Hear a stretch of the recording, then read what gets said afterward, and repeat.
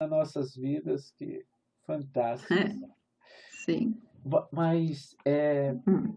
eu fico pensando, por exemplo, você disse a respeito, ma- ah, quando você está vacinando, como a medicina não quer ter a responsabilidade. Uhum. A verdade, é, eu também estou fazendo mestrado e eu pego os prontuários dos pacientes e eu, eu, eu fico vendo a vida deles, porque porque vai passando dia a dia, às vezes são 500 páginas de prontuário. Então eu vou acompanhando a vida deles. E eu já me peguei várias vezes, até a Leila, minha esposa, me pegou várias vezes chorando, fazendo a pesquisa do mestrado. Porque, e até eu coloquei isso no mestrado, vou colocar lá. É tão difícil, Hum. imagine só o tanto sofrimento, e depois chega uma hora, como aconteceu com você, a pessoa vai fazer, nem vai parar de fazer a quimioterapia ou parar de fazer o tratamento. Ela vai fazer a cirurgia, ou ela vai entrar na quimio na rádio, e ela já tem que pegar e fazer a autorização. E nessa autorização, nesse consentimento, está falando assim que existe possibilidade de morte, que ele é consente com isso. E eu analisando o prontuário, toda a fragilidade da pessoa, tudo que ela passou, às vezes alguns anos, daí ela tem que assinar que aquilo que ela vai fazer, que pode salvar ela, a- existe uma grande possibilidade que ela vá morrer e ela precisa autorizar a morte dela. Não é fácil. Então, para mim, eu também, quando eu acompanhava pessoas com câncer, né, quando eu, assim, em poucos casos que eu tive contato antes, né, de ter o diagnóstico, também eu achava que isso era uma coisa muito chocante, assim. Eu achava que isso era uma coisa muito difícil para as pessoas que tinham o diagnóstico. E acho que para algumas pessoas realmente é. Também depende do caso, né? Como é que tá o caso, se está mais grave, se tá, né? O ponto em que a pessoa teve a notícia e tal. No meu caso, como eu recebi a notícia, estava muito no início, né? E como também eu já tinha todo um caminho de busca, né, dentro do autoconhecimento da espiritualidade, eu não tive, assim, esse medo da morte, né? Não tive, não sei, foi algo que não me preocupou. Primeiro porque eu sentia, de alguma forma, que eu não ia morrer, né? E, e também porque, na verdade, o meu medo não era esse, né? A gente ia falar um pouco sobre isso, sobre a questão do medo. Posso já entrar na questão? Pode sim. Pode falar sobre os É, medos.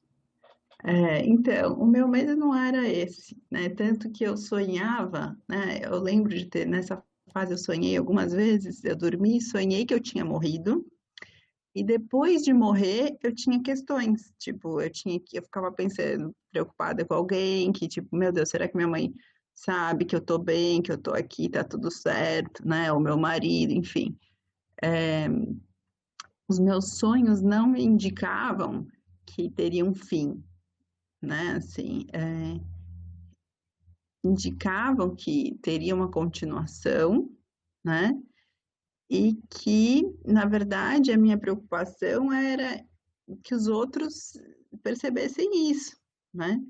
Caso isso acontecesse.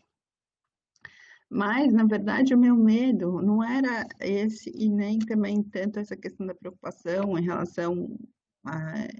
Tinha, sim, um pouco essa preocupação, né? E como a minha mãe lidaria caso, né? Enfim, como meu marido, enfim, eu tinha um pouco essa preocupação. Mas eu também, a minha questão foi o meu medo de não saber quem sou, porque porque assim, eu não imaginava que isso estava acontecendo dentro do meu corpo. Então eu comecei a pensar quantas coisas inconscientes, né, estão acontecendo e que eu não sei, É, é, né? E era isso que me assustava de certa forma, né? Era esse o ponto, assim, que eu pensava assim, nossa, mas como que, mesmo eu estudando psicologia, mesmo eu me dedicando ao autoconhecimento, como é que tudo isso, né? Como é que isso aconteceu e eu não percebi, né? Como é que algo assim aconteceu sem que eu sentisse? Porque eu não sentia nem que estava doente, assim, né? Então, é, então foi uma coisa muito curiosa, que é isso que começou a me intrigar. Como é que isso aconteceu? Eu comecei a me sentir como se eu não fosse dono da minha própria casa, sabe? sim. Na verdade, nós somos muito complexos, né, Natasha? Enquanto a Uhum, gente pensa que a gente tá fazendo alguma coisa certo, até nos relacionamentos a gente sabe que certa hora da vida a gente briga com um monte de gente por alguma coisa que a gente na hora a gente acredita que está certo. E depois de alguns anos a gente vai amadurecendo e a gente vê que era pura arrogância nossa, que não tinha nada a ver as coisas. Então, os equívocos, eles acontecem porque nós realmente somos muito imaturos em todas as áreas, né? Imagine uhum. só alguma coisa que a gente acha que é tão grave quanto um câncer crescendo dentro de nós e a gente não tem a mínima noção de, de que ele está acontecendo. Mas, mas é um, o seu problema era outro, né? E eu fico pensando, eu queria estar lá, eu queria estar lá quando você disse para o médico assim, não, doutor, o câncer é problema do senhor. E você, como você é muito direta e às vezes, às vezes a sua ênfase e assim dura e inflexível e sem ser irônica. Por exemplo, eu falo as coisas, mas me parece muita ironia. Eu pareço, quando eu falo algumas coisas do seu que você disse, parece que eu estou brincando e sendo irônico, sendo sarcástico. Mas você não. Você, quando você fala, e eu tenho certeza que quando você falou, eu falei assim, quem é essa menina para dizer uma coisa dessa? E eu fico pensando, sua mãe estava junto, não estava? Tá. Com certeza. Deve ter sido muito engraçado.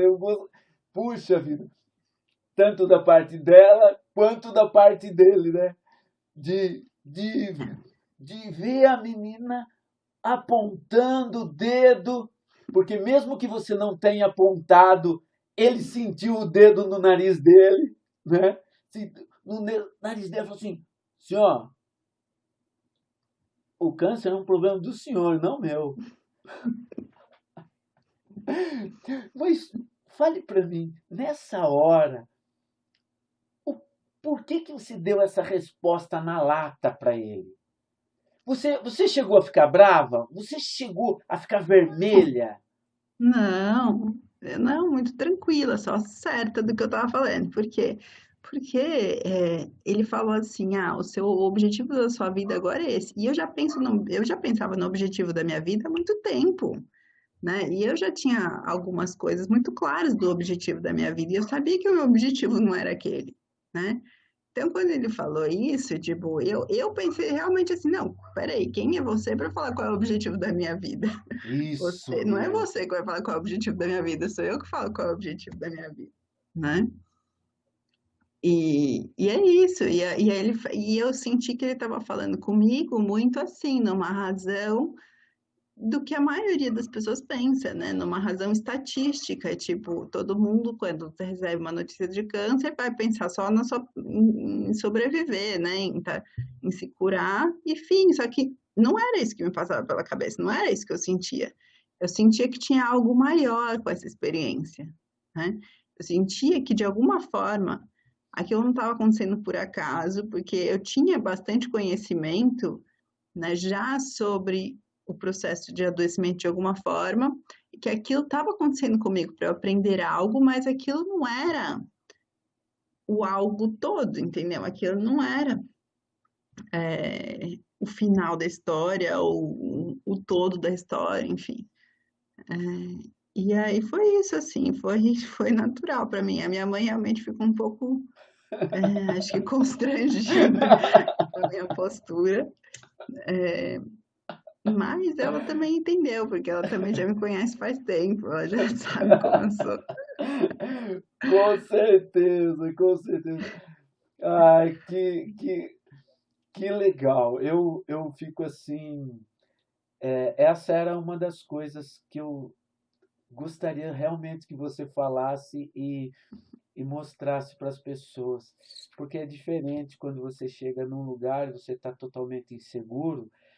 E a outra coisa é quando você chega em em alguma situação da sua vida e você entende e assume a responsabilidade dela, né?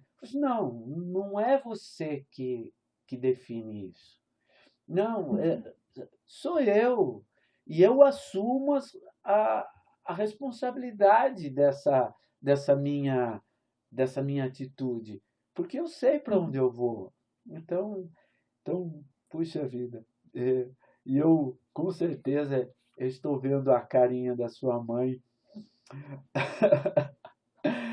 nessa hora, mas lindo, lindo, lindo.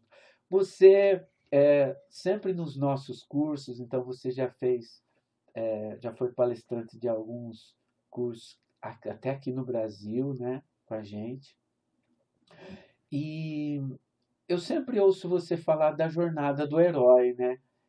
E eu, Uhum. assim, e agora eu vou falar sobre a jornada do herói para empresários, porque fui selecionado como consultor do Sebrae, então, para micro e pequenos empresários, falar sobre a jornada do herói. Quando eu peguei, falei assim, Natasha, deixa eu ver, eu sempre ouvi a jornada do herói com a Natasha, deixa eu dar uma olhadinha e me lembrando de você. Fale para mim, como a jornada do herói poderia ser utilizada por esse paciente oncológico para enfrentamento da doença? Como você pensa nisso?